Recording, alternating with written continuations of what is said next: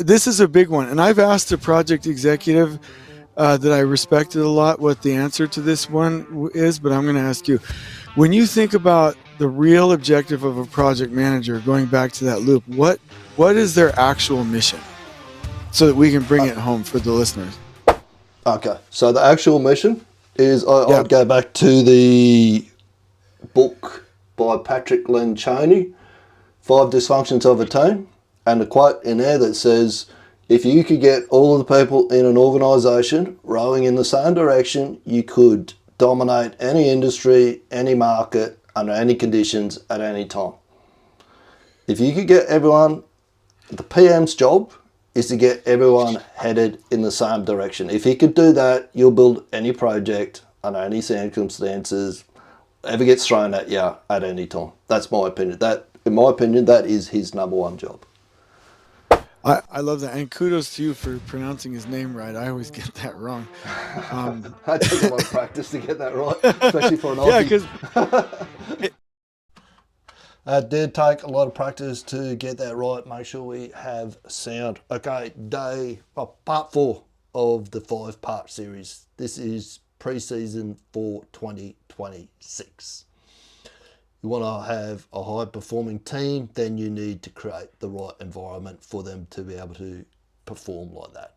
If you wait till January 1 or after Christmas to do this, it's too late.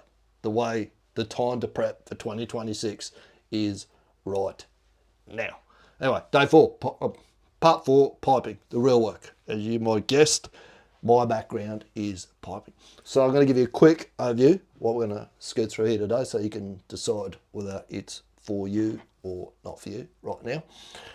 Then we will get right into it. So this is for CEOs, managing directors, EGMs or GMs. You've got a good team, you know they're pretty good, but your site looks more like a shit show.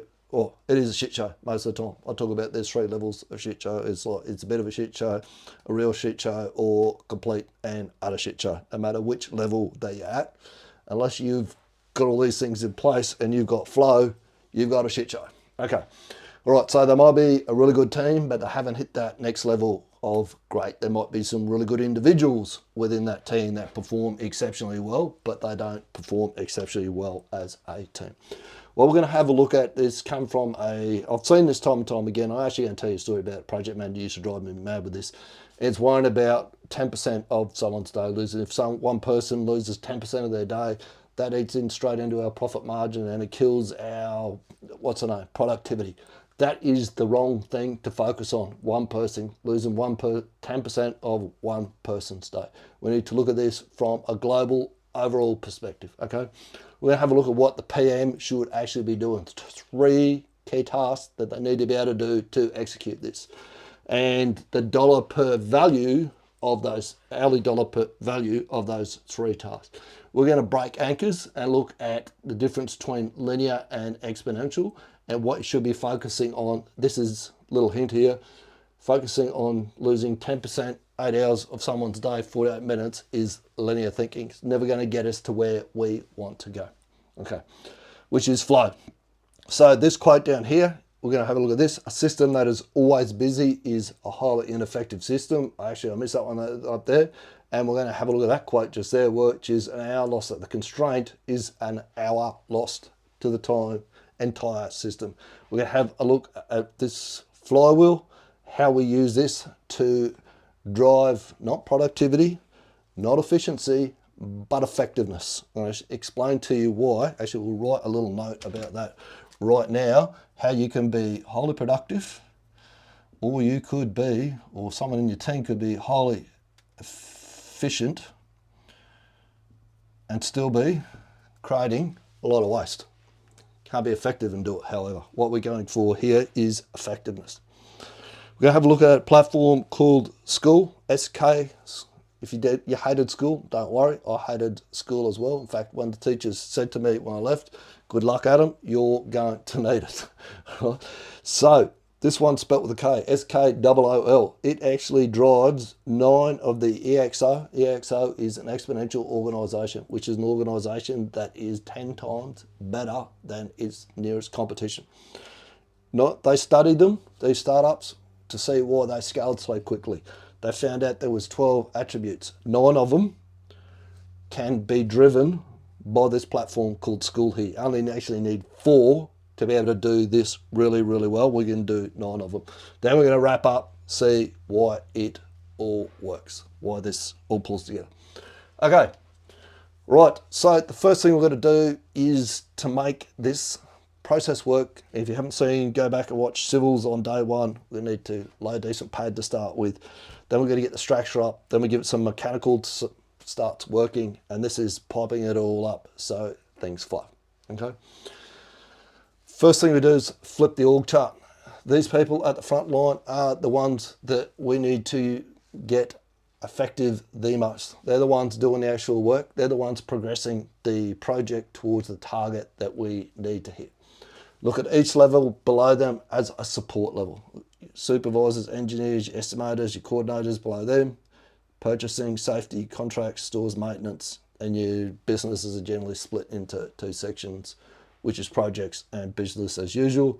At the bottom, you got your exec team. CEOs, MDs, EGMs, GMs.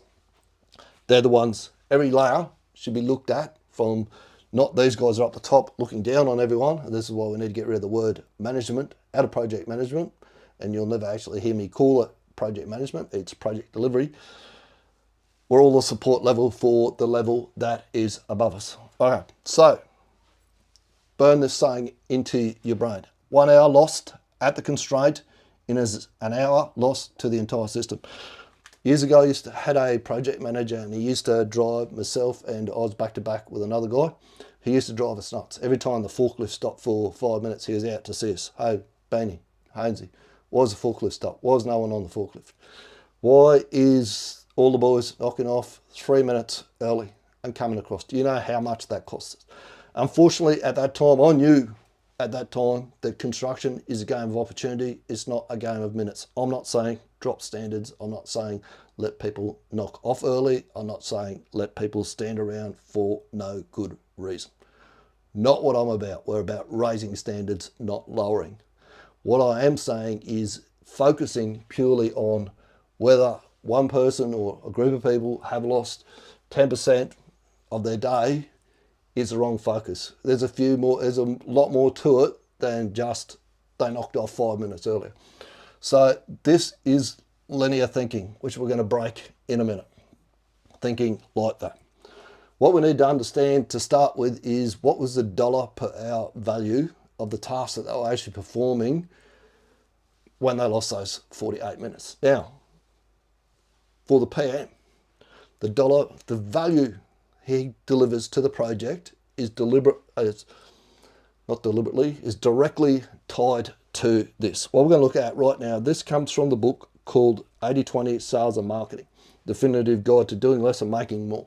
You're probably thinking, what on earth has sales and marketing got to do with construction, Beanie, and building projects? The answer is a lot. It's vitally important. If you can't, what you're doing every day is when you're turning up to your pre-starts, your stand-ups, setting standards for your team, you're marketing what we need to be, where we need to be at, what we should be doing. That's marketing. Getting people intellectually involved. Dan Sullivan says, sales is getting people intellectually involved in an action that's going to be good for them in the future. Somewhere like that. I've butchered that a little bit, but that's what we're doing. We're selling them on the idea of we need to do this because it's going to be better for you and it's going to be better for the project. If you can't sell this idea to your team as the PM, in my humble opinion, you are on your way out. The world is changing, things are shifting. Spreadsheet PMs that sat in the corner with, focused on emails and crunching out reports and updating Excel spreadsheets all day, those days are over. I don't know if you've noticed or not, but there's a thing called AI.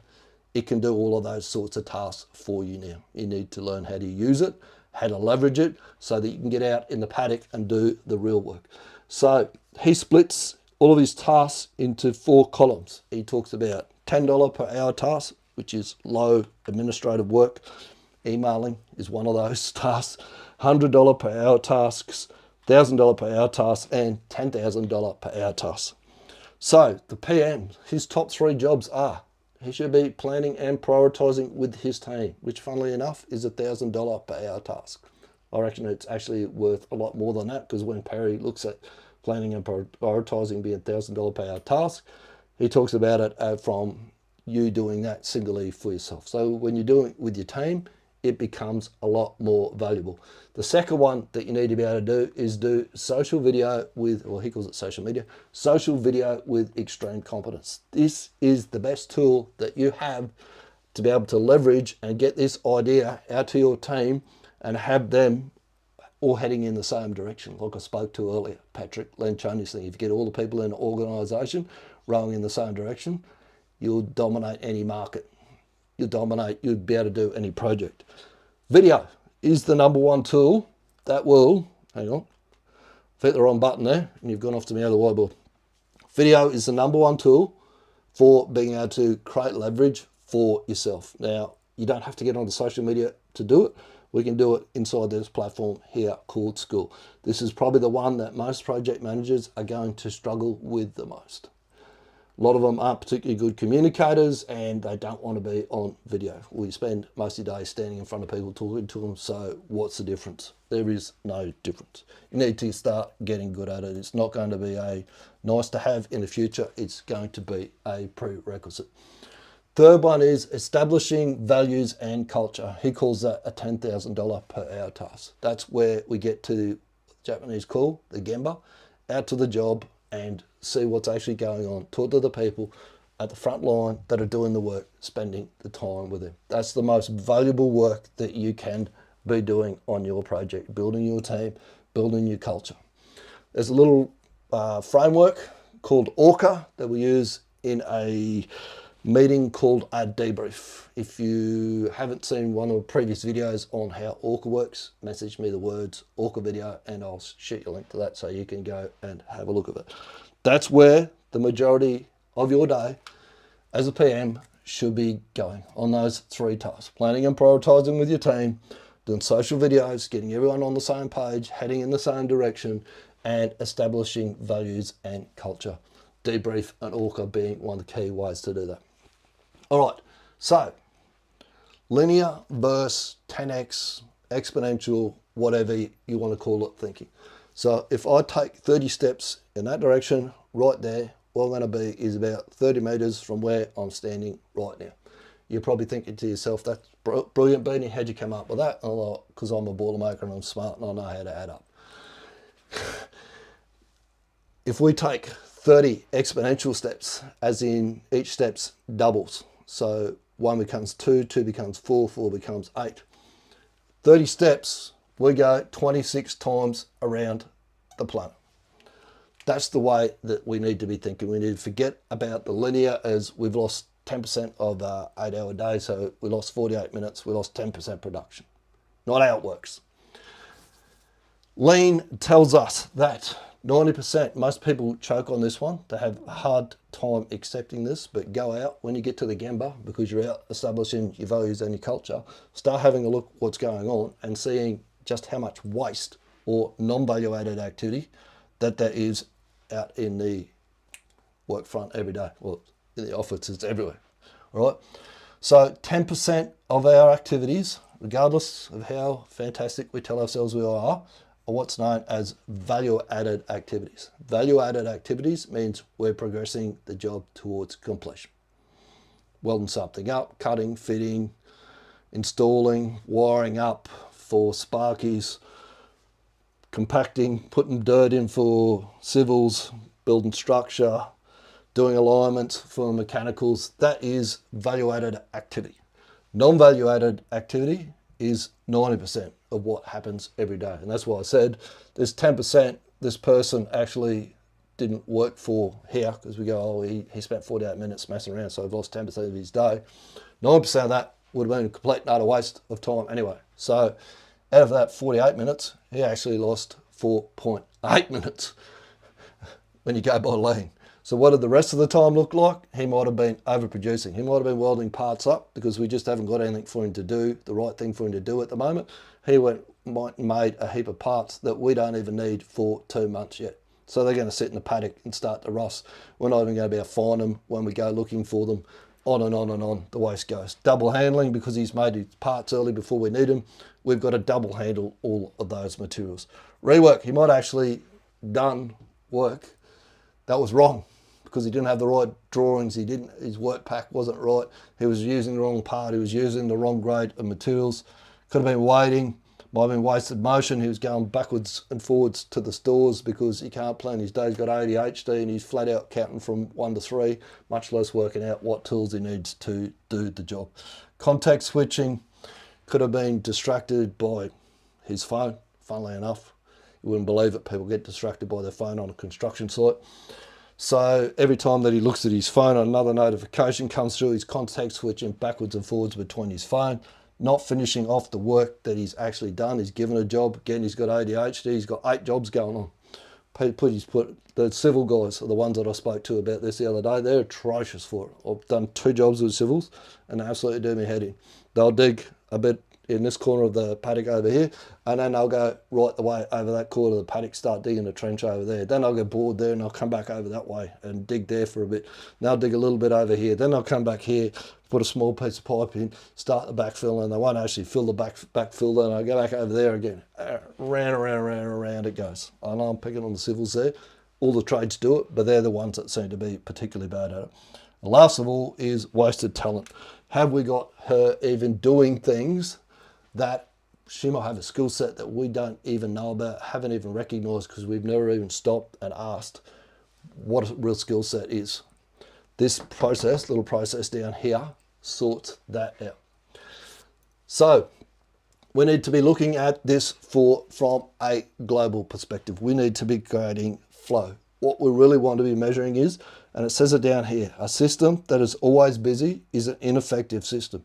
That's because we send people off to do busy work because they haven't got all the parts yet. How many times, as we're talking to piping today, have we put 2 flanges on 2 pipes and we haven't got the valve or the flow meter or whatever goes in between, and end up putting a bit of booker rod in between it, or we pin flanges because we don't have all the studs, and we ended up doing the 2 flanges that we could have come there, set up, done, and walked away in 4 hours. We end up spending 20 hours or more on them because we come back 4 or 5 times to do the job because we don't even have the bits that we need to be able to complete the job. We just send someone off to do it because we need to keep them busy and make them look like they're working, to keep the project manager, the construction manager, the client, whatever, happy. Actually can be driving ourselves backwards. What we need to be able to do is create flow so that the civils get their part done. We split flow by tack time. Each tack time might be 2 or 3 days or something like that, and we give them an area. So the civils move from one area to another area to another area to another area. They start, they finish. None of this bullshit of going over there and do a little bit, or we'll just get that bit started just to make it look like we started in that area, and then we'll move over there. Start, finish, start, finish. We hand off from our trades. What we need to be tracking and knowing to know that we're doing well is, how are our handoffs going? Are we handing them off? And 98% of the time, are we flawlessly handing the section from one trade to the next, creating flow? 1 hour loss to the constraint is an hour loss to the whole system. The amount of times that the client comes down and just wants to change something and they go, oh, that's not that big of an impact. You need to be looking at where, if it is a constraint, if it's a crane, and the decision that they make is to change something that's going to affect the crane, that's not just going to affect this one team here, the piping team that's using it. It's going to affect everyone in the whole chain. There's a knock-on effect to all of it because we need to be creating flow and going from one trade to the next, to the next, to the next. These are the things when I talk about exponential versus linear, think about linear and worry about someone losing this 10%, this 48 minutes. We need to be focused on this. How is our flow? The system can only ever operate as well at about 80% capacity. So what we want to do, and I've got a sheet that actually steps this out. If you want hold of it, if you want to get hold of it, just send me the word daily sheet, where I've split out what a full day looks like, what the morning should look like, when we should be doing something called 3S, how we should be prepping and setting our teams up before smoko in the morning, getting them ready, having a big block of time between smoko and lunch to get a lot of work done, and a big block of time after lunch and in the afternoon, where we should be doing our debriefs in the afternoon, how we should be setting the next shift or the next day up, how we should be aiming to get 80% capacity for the overall system for a block of time rather than worry about this. Linear thinking. All right, cover that off. What we need to do is create a process for people to be able to prove, to get them engaged, bought into this, and to ensure that they're not wandering around or not losing time with their wasted motion, context switching, and wasted talent because they're actually engaged. The way that we do it is we teach them to see waste, this stuff just here, all the time and effort that's getting wasted, and we teach them to see flow. How do we get the project to actually flow? We need to get everyone involved in this. These guys, starting at these guys at the top there, everyone working the levels down below, they need to flow as well. The work teams need to be getting fed from the engineers, who need to be getting fed from their support team below them, from the projects team below them, so that this all works in unison. We don't have stop-start happening all the time. So they learn to see waste and flow. When they do hit waste, what they do is stop and fix it. Whenever they struggle, there's something not working right in the system. We don't have flow. We use a process there called ORCA, which is what was the objective, what's the result, what caused that result, and what actions do we need to put in place. When we do those ORCAs, then we create a before and after video of what went wrong, or what this was the problem, this is how we fixed it, this is how we improved it. Then we put it up onto School, which has those 9 EXO attributes to create what the Japanese call yokoten, which is sharing information laterally across the organization. This is a flywheel. So every time we do this leap, just like a flywheel does, as it spins up, it gets quicker and quicker. It gets stronger and stronger. We get a better and better result out of it every time that we go around it. All right, so what I'm going to do right now is flick over to School and show you what that looks like inside that platform and how we drive these attributes. So I spoke to, there's 12 key attributes that they figured out that the startups had that scaled up really quick. We can do 9 of them inside School. So this is inside the construction school. If you want to get in there, just head to school.com, skool.com/scrum. So School goes under, EXO attributes go under 2 acronyms. First one is scale. So scale, it stands for staff on demand. So the way that I would be looking at this to use School is, if we've got a project and we want to start bringing people onto it and we want to start prepping them up into, this is how we work, this is what we do. Do you want to have a look at the project before you even get there? See what's going on. See if it's the sort of project that you actually want to work on. Jump inside our School platform and you can see what we're actually doing. So it ticks that box, staff on demand. It creates community and crowd. It does that. It doesn't do, algorithms is another one. It doesn't do that. It is a leveraged asset. What they mean by that is you don't have to go and set all of this up. School, there's 2 levels that you can sign up for on School. I've got the highest level, which is like 97 US a month. Costs me about 150, 160 bucks a month for my platform. It's got a few more little bells and whistles on it, but you can get the basic one for US $9 per month. Engagement. So what we can do with engagement, as you can see just here, I've created a what do you call it? A chat there, be called improvements. So people can go and do their video improvements. And let's do one, actually, let's do one right now while we're here. This is a test video, we'll call it. This is how easy it is. So say someone had something that they just did, that they hit a stop and fix it spot.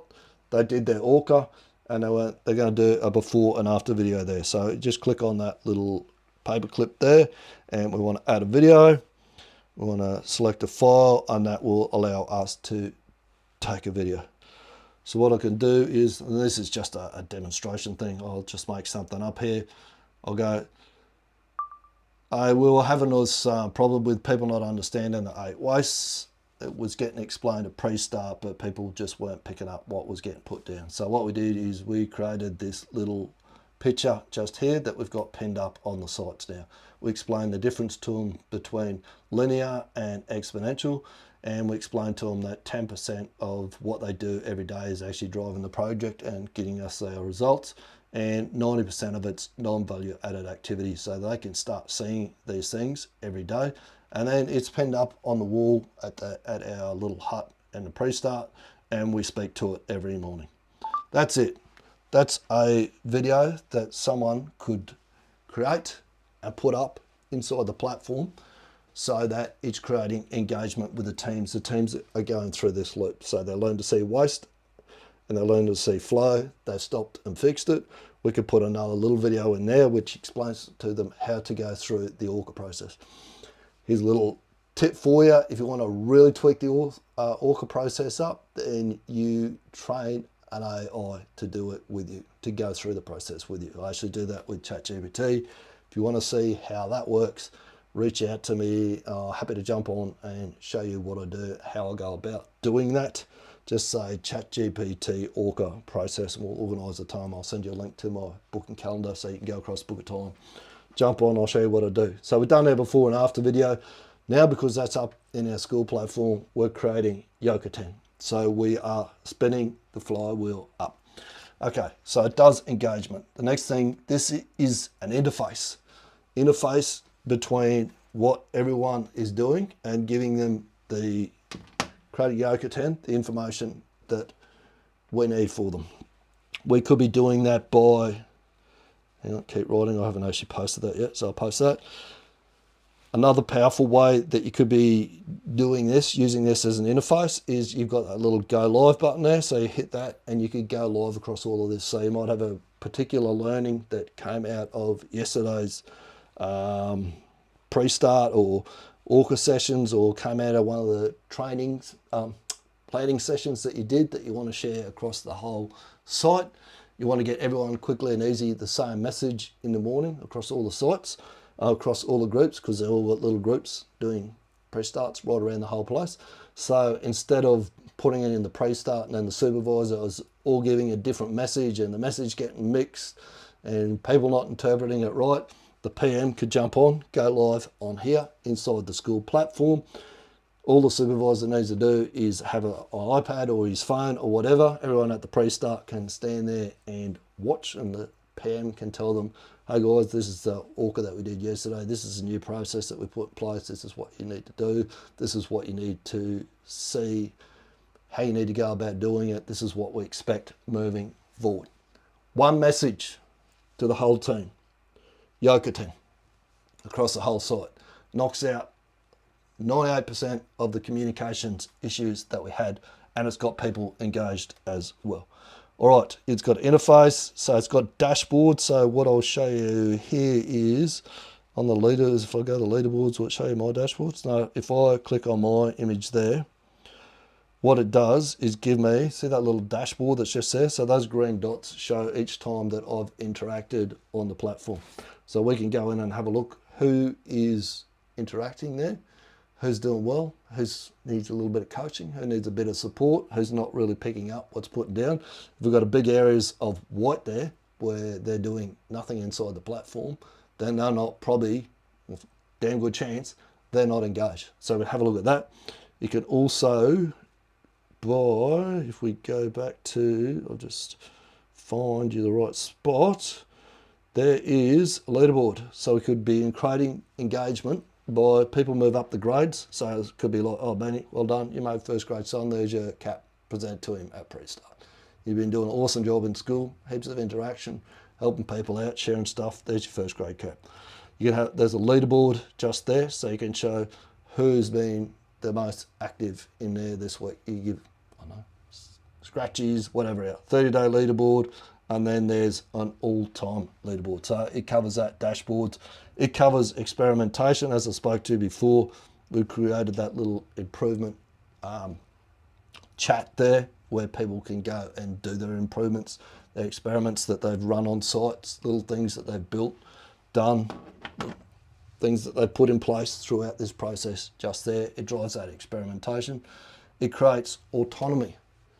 Lets people be in charge of their destination, where they're going to get to, what are you going to get out of this project, how, they can go and have stuff that they can take away and be able to share on the next project. I did all these things on the last one to help increase the effectiveness of everyone. Oh, that's something I didn't talk to. There's three things that one thing that we're aiming for here, which is effectiveness. People can be highly productive at creating waste, at doing non-value added activity. They can be productive, just means you do more. Efficient means you do more and less. So you can be highly efficient at creating waste, that 90% waste. But effective means you do more of what works. When you're effective, you're doing the 10% up the top, the 10% value added activity.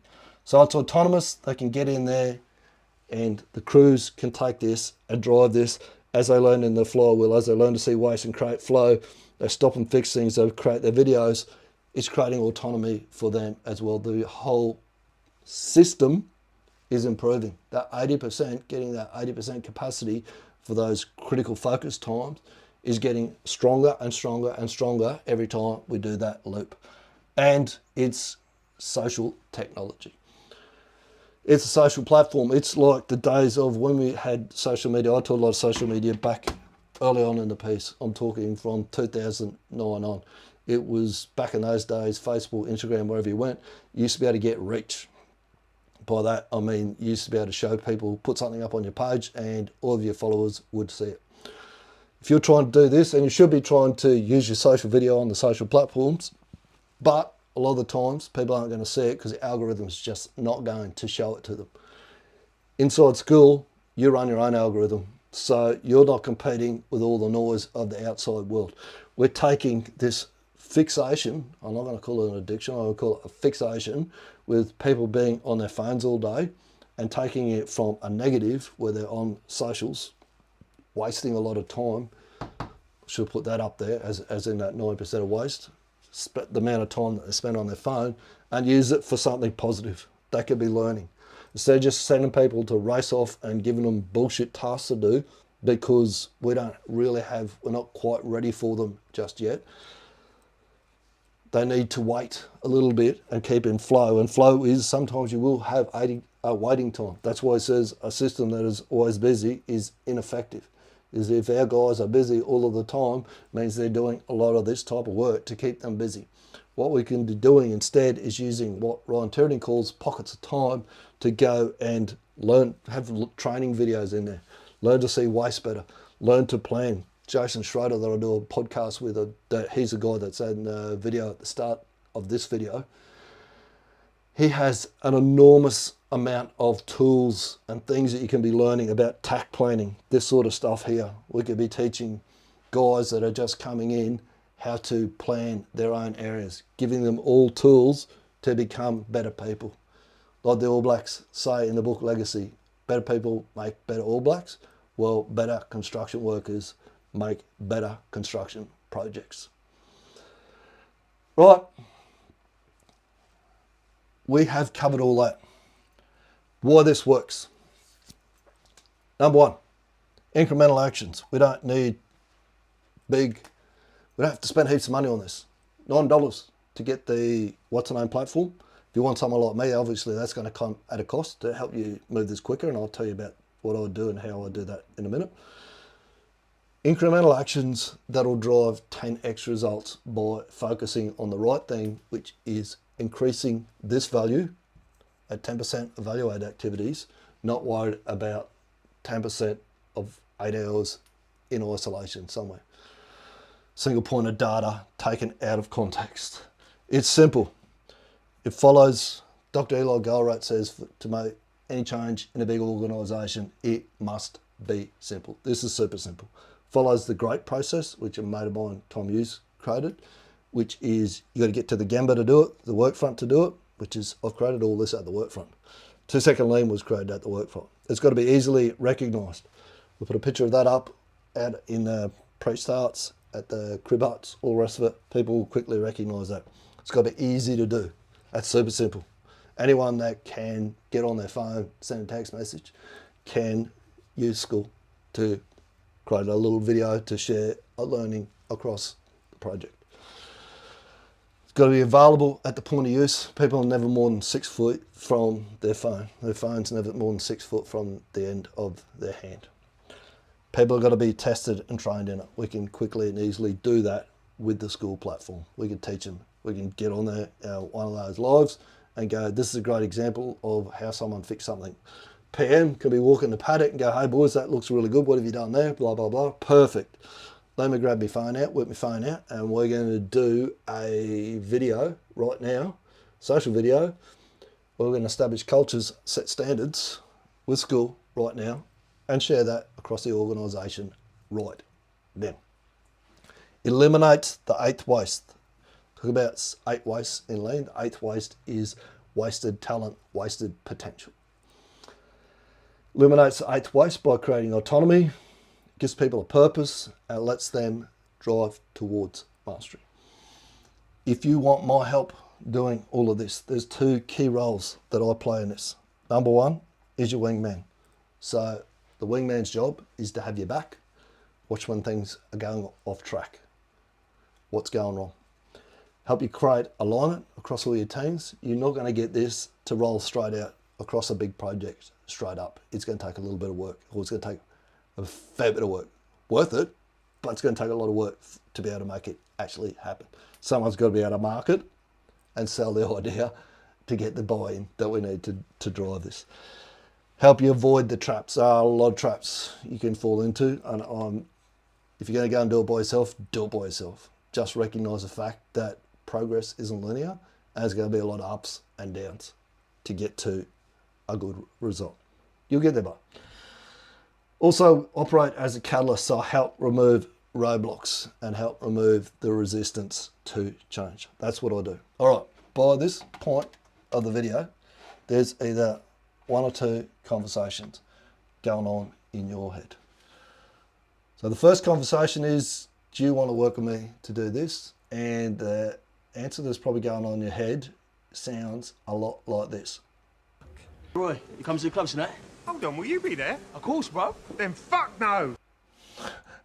If that's the answer, which I doubt because you've got this far, then nah, we're not going to be a good fit to work together. But if this sounds a little bit more like what you'd be thinking. You son of a bitch, I'm in.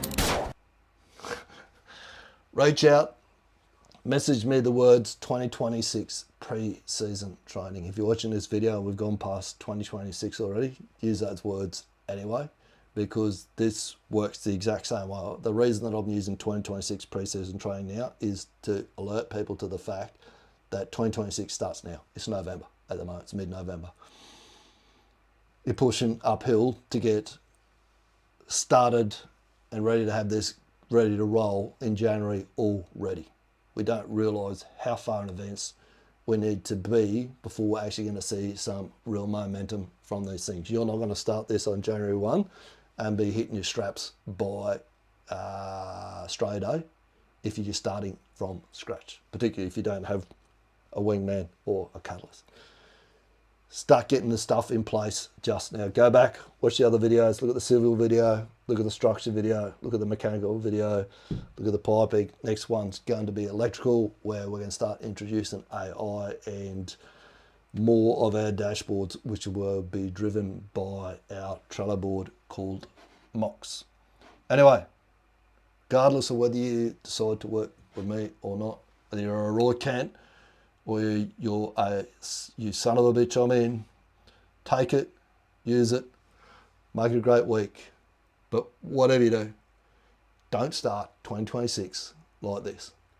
You don't want to start 2026 like this. I'm starting a new pilot program called 2026 Pre-Season Training. It's for leaders who want to get their team match fit before the whistle blows and the 2026 season kicks off. So if you're running a good company or a team and you want to hit 2026 in a sprint, This is your window right now to set it up. We'll custom build your 12-month plan and drop it into a Trello board so that you actually track it and use it. We'll resource it properly so the work actually gets done and set you up a school community so that you're ready to get rhythm from day one. We'll be setting it all up using Goldrat's project rules of flow to mitigate the 12 causes of project failure, because that's exactly what this is and how you need to treat it as a project. And you'll also be learning to leverage AI where it counts to get the most impact. This isn't some paint by numbers cookie cutter course. It's pre-season training custom built for your business. There's only 10 spots and we'll have it wrapped up so that you're ready to run before we hit Christmas. DM me the words 2026 pre-season training and I'll send you all the details, because you really don't want to start 2026 like this.